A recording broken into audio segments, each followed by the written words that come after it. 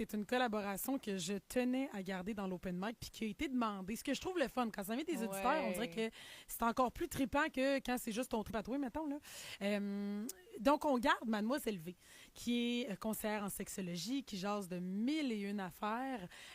Puis ce vendredi, on voulait essayer de vous viser, vous, les gars. T'sais, on a un auditoire qui est majoritairement masculin. On aborde toutes sortes de sujets, mais on s'est dit... Il y a comme un bout de tannant dans la vie de l'homme où l'andropause se pointe le bout du nez. Là, je me demandais si c'est la fameuse crise de la quarantaine. Là. Ouais. Pas qu'il vire un peu crackpot comme nous, on est capable. Je le dis avec tellement d'affection, mais que hormonalement, on se comprend plus. Ben, eux aussi, à un moment avec donné, la se comprennent plus. ménopause. Ben, c'est ça. Puis je me suis toujours demandé, y a-t-il un parallèle à faire entre la ménopause et l'andropause? C'est-tu la même chose, chez l'homme, chez la femme? Comment ça se traduit? C'est-tu la même période de temps?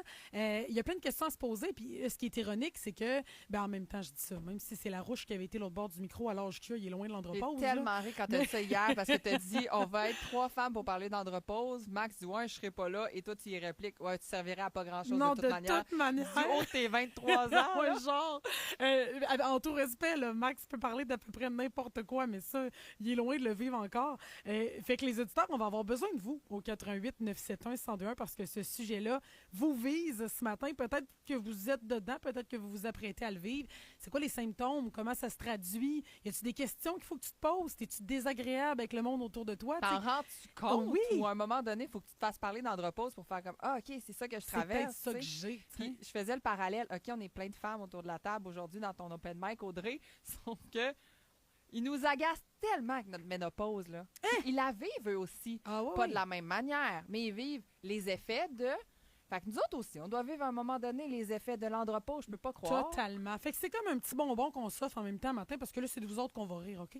Fait que ça part maintenant, l'open mic. L'open mic. Just in time for open mic. Dans Le Point de Max, c'est l'heure de l'open mic avec Audrey Pinchot. First time I tried an open mic, I knew.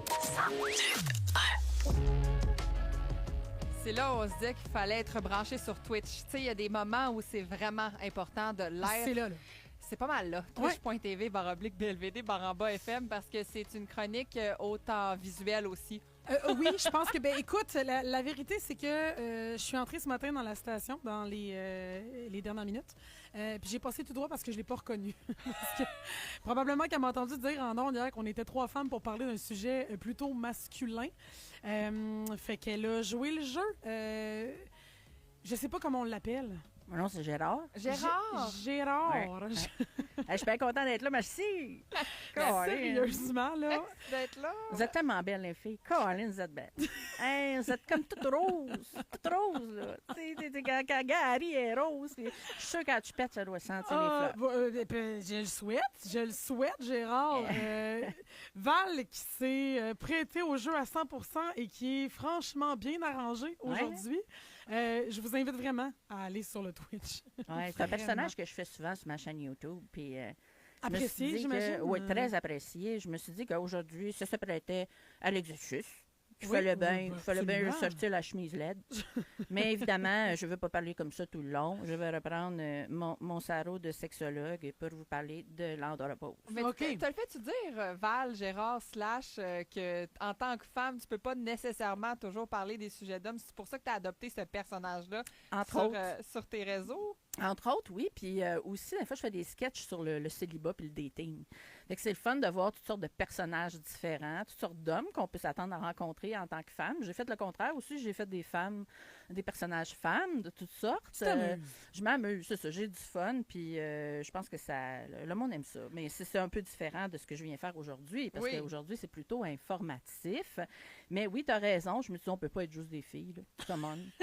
En même temps, je pense qu'on peut l'aborder de façon intelligente, mais il nous manque un bout, littéralement. Absolument. Pour en parler de la bonne façon. Fait que c'est pour ça que les auditeurs, vous êtes invités à jaser avec nous, autant sur le 971-1021 que par le Twitch. C'est déjà commencé. Oui. Il y en a qui disaient, moi, c'est la crise de la quarantaine, c'est déplaisant, je me suis remis en forme, mais je fais mon gros bilan de où je suis rendue aussi dans ma vie, donc c'est mental.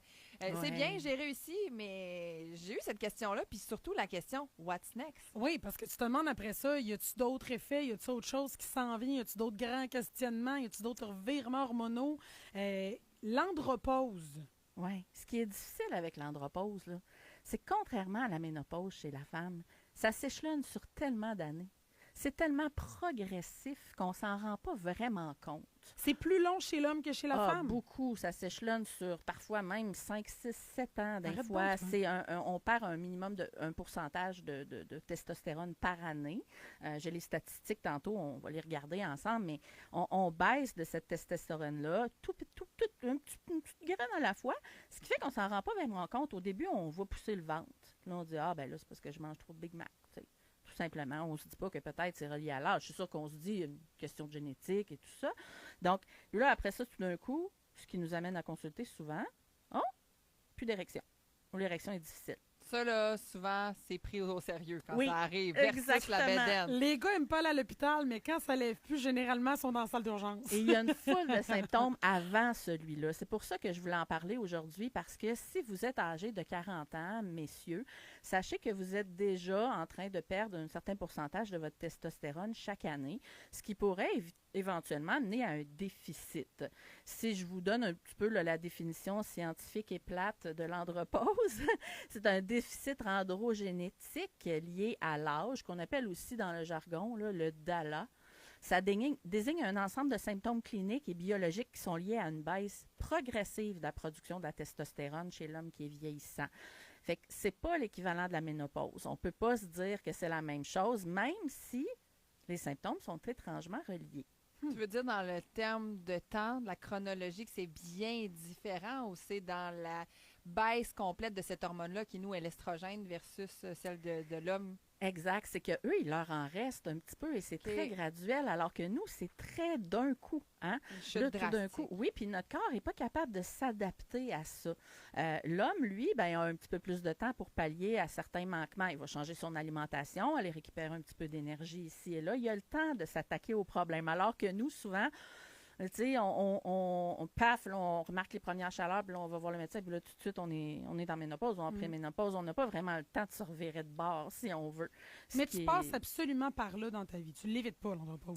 Et on ne l'évite pas, mais il y en a qui ne vont pas sentir de symptômes. Il y en a pour qui il n'y en aura juste pas, puis qui vont être... ils vont quand même avoir une baisse de testostérone, mais pas suffisante pour créer des problèmes en tant que tel. On a qui sont pas bien stressés. Là. Je regarde sur le Twitch, il y en a un qui nous dit hey, c'est pas grave, moi je vis au jour le jour, il arrivera ce qui arrivera, je me casse pas la tête avec ça. J'ai l'impression que ça stresse moins de gars l'andropause que la ménopause peut stresser la femme. Peut-être parce que c'est plus lent comme processus. Ouais, effectivement, c'est très lent. Puis, tu sais, je veux dire, c'est long avant que ça s'attaque à leur peau. C'est long avant que ça s'attaque à leur poids, même s'il y a une bédaine qui pousse. Tu sais, aussi, il y a le contexte de vieillir. Je pense que le côté raffermissement se laisse une chance à ce niveau-là. On est pas mal moins sévère envers les hommes physiquement qu'on l'est envers les femmes. Donc, automatiquement, quand on vieillit, c'est plus difficile du côté de la femme en général. Là, comment tu te rends compte que tu es en andropause? Là, on a parlé du fait que ça ne lève plus nécessairement. Ouais. La bédaine, mais y a-t-il des symptômes que tu peux déceler assez rapidement, mettons, quand ça commence à se faire sentir? Bien, il y en a sur tous les aspects de la vie. Hein, si je les énumère rapidement, on a la baisse d'énergie qui est assez... à un moment donné, on est au travail depuis 20 ans, puis là, tout d'un coup, on n'est plus capable d'effectuer nos tâches comme on le faisait avant. Okay. Il y a un petit rendement, il y a un manque au niveau du rendement, un manque au niveau de la mémoire, entre autres.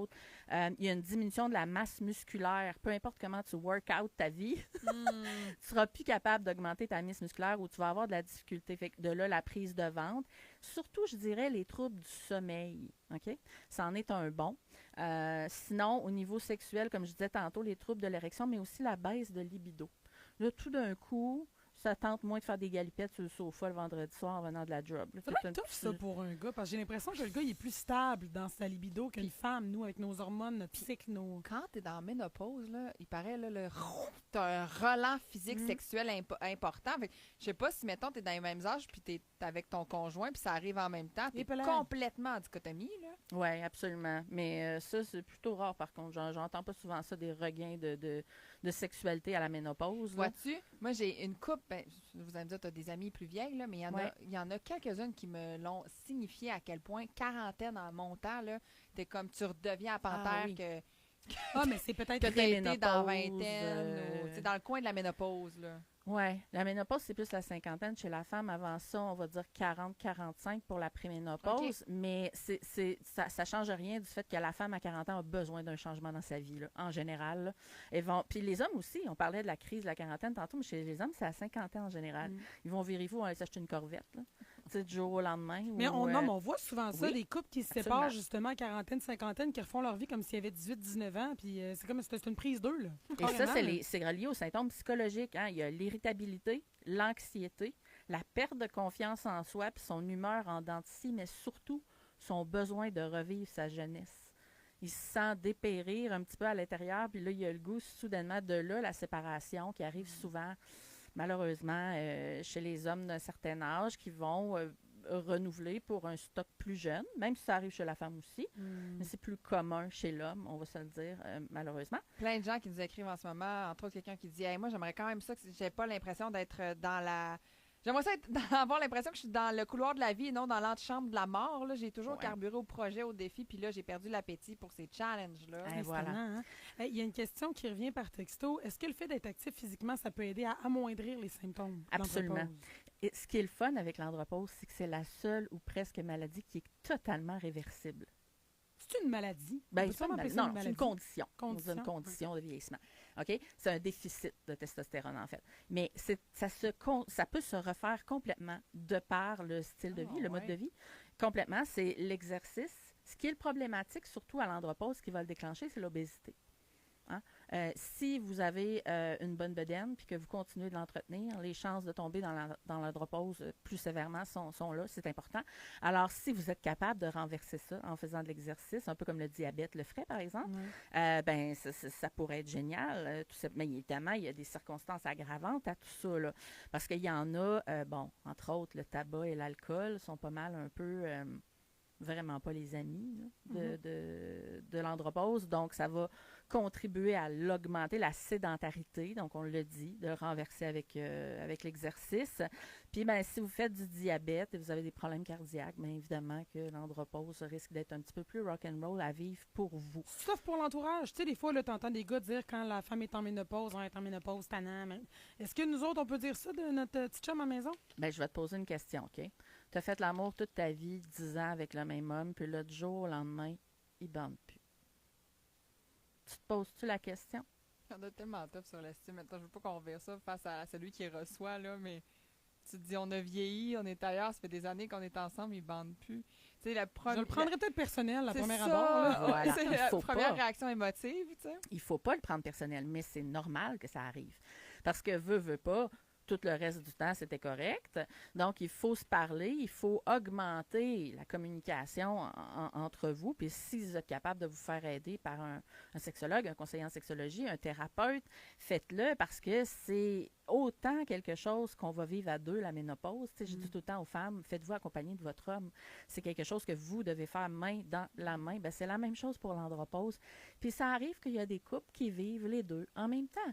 La madame est en ménopause. Et ça, je disais tantôt, ça doit être tough, là, puis ça doit peut-être mener justement à ces séparations-là ou autres. Il faut tellement de communication, puis de comprendre aussi. Si tu ne comprends pas, bien, tu as deux choix. Soit ça va mener à une possible séparation, soit ça peut être une opportunité de redéfinir complètement les limites de votre sexualité. On parle entre autres d'andropause, on parle de difficulté à avoir des érections. Mais il y a d'autres manières d'avoir des orgasmes pour un homme, entre autres l'orgasme prostatique. Hein? Tu as du monde fermé en tabarnouche, je me dire. Oui, mais il y a du monde qui finissent par être moins fermé à 50 ans. Quand ils voient que l'orgasme n'est plus disponible, que l'activité est moins là, ils se disent, je vais m'ouvrir un peu. Je vais faire mes propres recherches. Je vais m'ouvrir. Littéralement. Hein, je vais m'ausculter sexuellement parlant. On s'ouvre un peu, mais Audrey. On s'ouvre. Mais non, c'est ça. C'est Puis souvent, au niveau de l'anal, ils ont une nouvelle perception. Ils sont peut-être un petit peu plus ouverts avec l'âge. Ils veulent continuer d'avoir des relations sexuelles satisfaisantes de leur côté aussi. C'est bien beau de dire oui, tu peux continuer à satisfaire ta conjointe, mais lui aussi voudrait avoir des orgasmes dans l'idéal. Et il y a aussi les mamelons. Hein, on va se le dire, les hommes de la cinquantaine commencent à avoir un petit peu plus de sensibilité au niveau des mamelons de par la diminution de leur testostérone. Donc, peut se joindre... C'est bien drôle, je savais pas ça. Ben oui, il peut se joindre, surtout si on prend une hormone, on en parlera tantôt, là, pour régulariser le trouble de l'andropause. Ça se fait. Ça peut augmenter un peu la taille des seins puis la sensibilité des mamelons. Donc, il y a certains hommes qui vont dire, ben garde, moi, je vais en profiter de ça, puis je vais aller sur le terrain. Un terrain que je ne suis jamais allée. Puis je pense que c'est l'approche qu'il faut prendre si justement on veut rester en couple uni et heureux. Ça doit être tough pareil. Tu parles depuis tantôt de, tu sais, c'est bon, testostérone, baisse de testostérone. C'est peut-être une question niaiseuse, là, mais tu sais, on voit de plus en plus l'hormonothérapie. Il y a des femmes qui vont prendre des suppléments, des compléments plutôt de testostérone, entre autres. Je me dis, pas moyen pour l'homme de juste se popper 2-3 pilules de testostérone. Ou je sais que c'est un gel, en fait, que tu mets dans le nez. Là. C'est pas quelque chose qui peut venir aider, balancer, ou c'est vraiment pas conseillé? Bien, c'est parce que le problème, c'est qu'il faut d'abord établir s'il y a vraiment un déficit de testostérone. Établir un déficit de testostérone, c'est un processus qui est quand même long parce que ça prend plusieurs tests, parce que la testostérone varie dans le sang. Continuellement. Donc, pour être sûr, on va faire plusieurs tests, ce qui peut prendre du temps. Donc, ils ne vont pas le faire s'il n'y a pas des symptômes assez évidents de l'andropause. Mais oui, il y a un traitement qu'on appelle, comme la femme, là, le traitement, ça s'appelle voyons, attends, j'ai perdu mes notes. Tu vas avoir le bon terme? Oui, bien, c'est ça, je l'ai noté. Voilà. C'est pas bien grave. Il y a un... Bien, en fait, avant, là, qu'on y revienne, je viens de le trouver. J'aimerais ça qu'on écoute quelque chose. Je vous ai apporté un extrait audio d'un documentaire qui s'appelle « L'andropause sans tabou » avec Hugo Girard. Vous connaissez Hugo Girard, qui est l'homme fort du Québec, là? Je pense que c'est la testostérone du Québec. Voilà. Et lui s'est retrouvé face à ces problématiques-là et ils en parlent de l'hormonothérapie. Je vais vous en reparler après l'extrait. C'est 5 épisodes disponibles sur ici.tout.tv. Ben voilà, on écoute la bande-annonce. Tout le monde entend parler de la ménopause. Puis là, ben, l'andropause, tu n'entends pas parler. Quand tu es rentré dans mon bureau, tu te rappelles-tu de un an et demi? Pour vrai, tu avais l'air de 20 ans de plus. C'était comme si je perdais mes capacités. C'est surtout le degré de fatigue qui venait me chercher. C'est comme si mon corps ne m'appartenait plus. Honnêtement, moi, je pensais pratiquement que j'étais à l'abri de ça. Parce que t'es Hugo Girard, l'homme fort. L'homme d'accepter qu'il y a une baisse de testostérone, son image de virilité peut être atteinte. Je te dirais que ça fait pas longtemps que je suis capable d'en parler. La vérité, c'est que tu veux pas passer pour un faible. Je débute une soirée d'intimité, ça part bien, puis... Les pertes d'érection. Ça affecte ton ego au plus profond de ton être. La testo baisse chez tous les hommes. 60 qui n'ont pas de symptômes, puis un 40 qui en ont. Puis avoir une idée comment on en traite? 3 J'en parle au médecin, elle semble pas connaître ça. Je disais que j'étais fatigué, mais il mettait ça, c'est la faute de la vieillesse. Tu sais, nous autres, en gars, on parle du quotidien, mais on rentre pas dans ce personnel-là. L'andropause dans le milieu médical, c'est peu connu encore. C'est très compliqué à diagnostiquer. Je veux faire en sorte que les hommes qui vivent la même chose que moi puissent savoir quoi faire. Mets ton orgueil de côté, parce que le but, c'est de reprendre le contrôle de ta vie avec soit trop tard. C'est tellement bon, là. C'est sûr que ça fait écho un peu à ce que Véronique Cloutier avait fait pour les femmes. Voilà. C'est un genre de relent de l'homme. Puis au départ, là, ce qu'il dit là, que je ferais entendre. Tout le monde entend parler de la ménopause. Puis là, ben, l'andropause, tu n'entends pas parler. Ça, là, c'était une des questions que je m'étais notée là, pour notre conversation aujourd'hui. Je pense qu'au niveau médical, au niveau recherche et autres, l'andropause, c'est la seule recherche chez l'homme où on n'a pas mis tant d'efforts, où on n'a pas mis peu connu encore. Peu connu. Puis je me demande pourquoi, parce qu'habituellement, on décrit toujours que, bon, la femme, elle est sous-évaluée, elle est sous-étudiée, il y a moins de trucs scientifiques pour la comprendre, puis tout ça, tandis que là, on prend ça au sérieux. 60 n'ont pas de symptômes. Fait que ça a été plus long avant qu'on finisse par faire comme il y a eu 40 quand même que ça va pas bien. C'est-tu la question que je me suis posée, moi? C'est que ça va tellement directement dans la masculinité de l'homme que je me demande si on n'est pas allé dans ces recherches-là parce que dans une société patriarcale X, là, on voulait pas aller jouer dans ces strates-là, dans cette importance-là de l'homme, puis on s'est dit, ben non, un homme, c'est masculin, c'est ci, c'est ça. Penses-tu? Ben, puis puisque c'était long, moi, c'était comme une hypothèse que je me suis écrite en disant, j'ai la réponse. Se peut-tu? J'ai la réponse à cette question-là, je pense. Vas-y donc. Parce que le traitement de l'andropause est l'un des plus vieux traitements au monde. Il existe depuis 1935. C'est quoi? L'hormonothérapie. Dans le fond, il y a plusieurs moyens de renverser l'andropause. On en a parlé, l'hygiène de vie, sport, alimentation, sommeil, c'est réversible. Bon, il y a aussi la prise en charge médicale, dont la thérapie de remplacement. On va faire des injections de testostérone, une hormonale substitutif. Oui, on colle, un traitement hormonal substitutif. Belle de la misère. On va faire une substitution. En anglais, on appelle ça le TRT, le Testosterone Replacement Therapy. Fait que il y a plusieurs manières de l'avoir, soit par injection, soit par un gel ou crème dont tu parlais tantôt, des patchs cutanés, il y a toutes sortes de façons. Fait que vu que ça réglait le problème, on ne s'est pas penché plus sur le dit problème. Je ne sais pas, ou c'est peut-être qu'on le connaît, le problème, mais justement, on ne veut peut-être pas le mettre de l'avant, comme disait Pascal tantôt, parce que ça ferait mal à l'ego. Puis là, maintenant, on est plus ouvert en tant que société, ça nous importe, les hommes en parlent un peu plus. Tu sais, un genre de difficulté à avoir une érection, ça devait être un petit peu plus gênant. Là, on est comme, parlez-nous-en, on va trouver une solution, on est avec vous. Ouais. Il y a 5-10 ans, pour trouver un bon soigneur qui faisait la thérapie bioidentique, d'hormones bioidentiques, là, ça prenait à peu près 10 ans d'attente.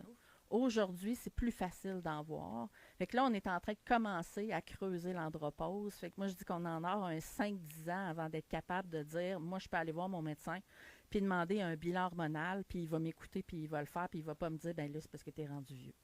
Tu comprends? C'est surtout ça, c'est de faire la différence entre les deux, si on veut. Faut-tu tester sa testostérone? Oui, ça, faites attention. Okay? Là, quand on parle d'andropause, on parle des hommes de 40 ans et plus déjà, là. Mais c'est la mode de certains influenceurs, TikTok et compagnie. J'ai même vu aux États-Unis où tu peux acheter dans des 7-Eleven ou des couche-tard américains, là, je sais pas, des shoots de testostérone au comptoir directement. Tu sais, ce qui ici au Canada est totalement illégal, là, mais pas là-bas. Donc, c'est très, très, très populaire d'essayer de mettre des difficultés liées à la sédentarité, à l'alcool, à l'obésité, à un mauvais rythme de vie sur un manque de testostérone et de vouloir s'en injecter ou s'en procurer d'une façon X.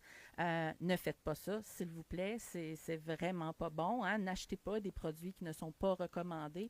D'ailleurs, ici au Canada, c'est très, très différent. C'est difficile de s'en procurer, mais il y a même certains produits qu'on peut acheter, par exemple, en centre de sport, le culturisme. Là, je ne veux pas nommer une brand en particulier. Là, comment je pourrais dire ça? Une boutique de vente de produits. Les compagnies, les suppléments, les shops santé de ce monde, tout ça. Là. Alors, eux peuvent vendre des anabolisants stéroïdes qui sont des substances contrôlées ici au Québec, mais il y en a certaines comme la méthyle 1 et la méthyle nitro-T3 qui contiennent des stéroïdes non autorisés. Fait qu'il faut faire attention sur ce qu'on trouve parce que les dangers sont là. On parle de dommages au foie, problèmes cardiovasculaires, changements au niveau de l'agressivité même. On voit certains jeunes qui en prennent et qui deviennent complètement fous. Et souvent, ils vont aller vers ça parce qu'ils commencent à avoir des troubles de type érection et libido. Puis ils veulent régler le problème rapidement. Exactement. Mais ça, l'agressivité, on entend beaucoup parler chez les jeunes qui font des changements de sexe, entre autres, puis qui se lancent dans l'hormonothérapie. Absolument. Les premiers mois sont assez rock'n'roll parce que, justement, la montée de cette agressivité-là est fulgurante. Là. Ton médecin, il n'est pas à côté de toi quand ça t'arrive. Non. Il est très, très loin. Puis, après, une fois que les dommages, puis que tu as pété ta coche, tu as pété 2-3 murs, les dommages sont irréversibles. Fait que oui, c'est un problème au niveau de la gestion parce que la testostérone, les suppléments, c'est dur à administrer parce que, justement, ça voyage dans le sang toute la journée. Hein? Donc, mais si ton testostérone est bas, il faut avoir plusieurs raisons pour se tester. Il ne faut pas que ce soit juste une baisse d'érection ou une baisse de libido. J'ai préparé 3 petites questions simples que vous pouvez vous poser par rapport à savoir, mais là, attends, je suis en andropause, j'ai-tu des problèmes de testostérone, je devrais-tu consulter? Mais il y a 3 aspects simples à se poser. C'est est-ce que ça dure quelques jours ou est-ce que ça s'étend dans le temps? Hein? Est-ce que ça persiste malgré un bon sommeil, une bonne hygiène? Est-ce que c'est plus ciblé sur quelque chose en particulier ou sur plusieurs aspects? Est-ce que ça touche à ton travail, ta famille, le sport, tes amitiés? Puis si, en plus de ça, tu as un trouble de libido, un trouble d'érection ou une perte musculaire, là, il faudrait consulter. Mais si on n'a pas de ces 3 aspects-là, alors il faudrait plutôt reconsidérer notre style de vie, messieurs. Peut-être désabonner Netflix pour une couple de semaines, puis s'abonner. Non, je le sais, puis je suis la première. Hein? Gérard non plus, il n'aimerait pas ça. Je suis la première parce que, dans le fond, ça souligne les choses qu'on ne fait pas bien, mais en même temps, on ne peut pas non plus mettre ça sur le dos de la testostérone si ce n'est pas le cas. Parce que vous traitez, si vous n'en avez pas besoin, vous n'allez pas aimer les effets, là. Parce que là, vous allez pouvoir ramasser peut-être avec une petite poitrine. Il y a toutes sortes d'effets qu'on peut avoir avec le traitement avec testostérone qui n'est pas bon, entre autres au niveau des parties génitales. C'est tough, on dirait, sur le mental. Puis c'est beaucoup ce qu'on reçoit sur Twitch. Entre autres, si vous voulez vous connecter, là, il y a toujours une discussion entre les auditeurs aussi sur le sujet. Twitch.tv/BLVD, /FM.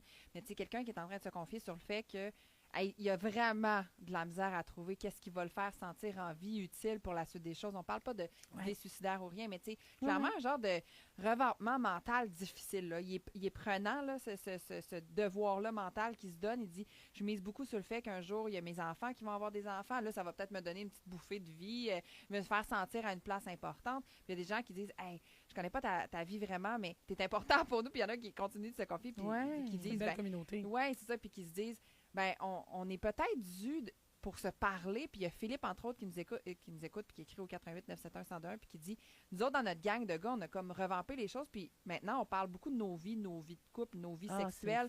Il dit, ça a vraiment aidé. On essaie d'être vraiment plus présents, ouverts l'un pour l'autre. Il dit, la mentalité masculine commence à changer. Puis des fois, il suffit d'un élément dans notre gang de gars pour dire, oh, OK, on vient d'ouvrir la porte à ça. Là. Il y a un point intéressant que Philippe amène aussi, c'est sur le fait que peut-être qu'avec les années, peut-être avec les recherches, les femmes, on est un peu plus à l'écoute de nos hormones, nos changements corporels, notre humeur. On suit notre cycle, on a des applications, on essaie de se comprendre. Aussi, mais les gars n'ont pas ce réflexe-là d'être à l'écoute. Ça a l'air qu'Étienne de dire ça, être à l'écoute de son corps, mais d'être à l'écoute des symptômes comme ça qui peuvent venir, puis que de plus en plus, bien, ça vaudrait la peine justement de s'y attarder davantage. Ben oui, un conseil quand on vient me voir pour la gestion de l'entrepose, un conseil que je donne, c'est de partir un journal. Ça a l'air niaiseux, là, mais de répertorier nos émotions dans la journée, comment je me sentais cette journée-là, quelle journée j'ai pas été capable d'avoir d'érection, pourquoi, ça ressemble à quoi ma diète ces temps-ci, d'écrire ce que vous mangez, parce que ça, c'est une mine d'informations quand vous arrivez après ça pour voir un thérapeute ou un conseiller. Ça va plus vite. Ben oui, puis qui va pouvoir vous aider, peut-être vous tout seul ou en couple, à avoir une vie sexuelle ou une vie de couple satisfaisante malgré les limites. J'en lis un autre. Un sujet très intéressant ce matin. Je suis moi-même sur un programme de remplacement de la testostérone. Comme vous dites, le Québec semble être 20 ans en arrière pour ce qui est de ces traitements-là. Ouais. Aux États-Unis, ces traitements-là sont en place depuis super longtemps. Le Québec rend tout tellement compliqué que moi, je fais affaire avec une clinique en ligne d'Ontario. C'est pas chiant. L'andropause est souvent sous-estimée et provoque une panoplie d'effets néfastes pour la santé. Trop souvent, les bilans hormonaux sont pas faits d'emblée. Fait que, par exemple, pour les problèmes d'érection, on va te prescrire du Viagra, mais tu as quand même les mood swings, tu as quand même les problèmes. Fait que là, tu te ramasses avec du Viagra, un antidépresseur, un ci, un ça dans la cinquantaine. Puis le problème, il n'est pas là pendant tout. Par les effets, les dommages collatéraux d'un médicament Viagra, sur l'autre. Exactement. Viagra, c'est une bouée temporaire, mais ça ne va pas régler le problème à long terme. Puis, je veux dire, faut-tu y penser aussi, là? Prendre ça 2 heures avant de faire l'amour, là, je veux dire, quand on y pense. Continuez d'écrire en passant. Là, c'est le fun de vous lire. Il y a plein de commentaires. Ça paraît vraiment, vraiment d'un détail. Là, mais c'est quelqu'un qui nous dit irritabilité, baisse de confiance, reprise plus difficile. Puis il dit le pire, là, c'est que même ce qui me définissait change. Entre autres, mon surnom affectueux de petit lion qui est devenu patapouf grincheux. Mais ça en dit long, ça doit pas être le fun, là. C'est l'image de la masculinité dans la tête des gens qui se brise. Fait que je pense qu'il faut la refaire, cette image-là. Ouais. Hein? Puis réinventer sa masculinité, ça passe par plein de choses. Ça passe par prendre soin de soi.